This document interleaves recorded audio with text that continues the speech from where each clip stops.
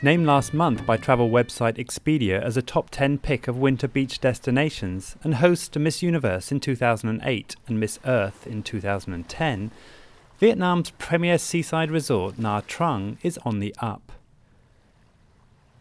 Tempted by numerous recommendations, I broke from a long assignment in Ho Chi Minh to spend a week at one of the world's most beautiful bays. The new international airport is modern and sparse, a good indicator of what was to come.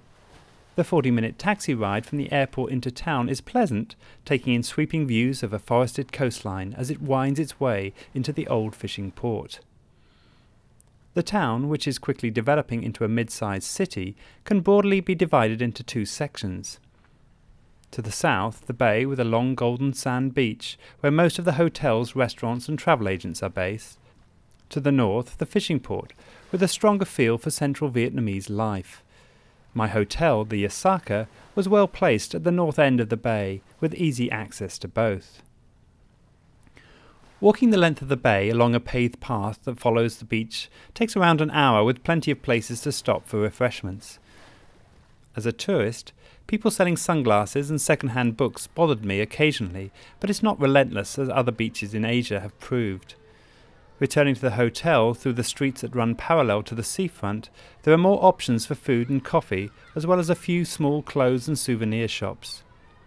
The old port to the north, with the dam market at its centre, makes an interesting place to wander.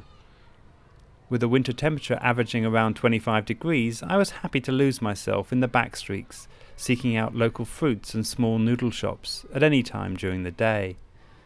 This is also the best area to find good deals on fresh seafood in one of the many restaurants that overlook the port.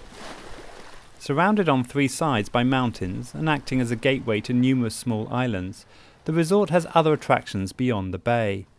Mud baths and historic tours are popular, but I signed up for a 4-island boat trip that included a scuba dive to swim amongst what was advertised as spectacular fish and coral reef. The trip was well organised, with a pick-up from the hotel at 8 and after a short bus ride, setting off sail at 9.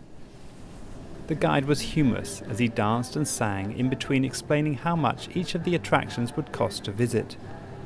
We made our way from an aquarium to a pontoon where the dive took place, then to another pontoon with more water sports, and finishing at a small beach.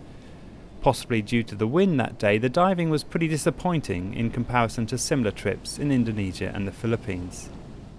Driving back along the bay to the airport, I looked one more time at the skyline, littered with new hotels under construction, and questioned whether it would have been better to have waited a year to visit when all the buildings were finished.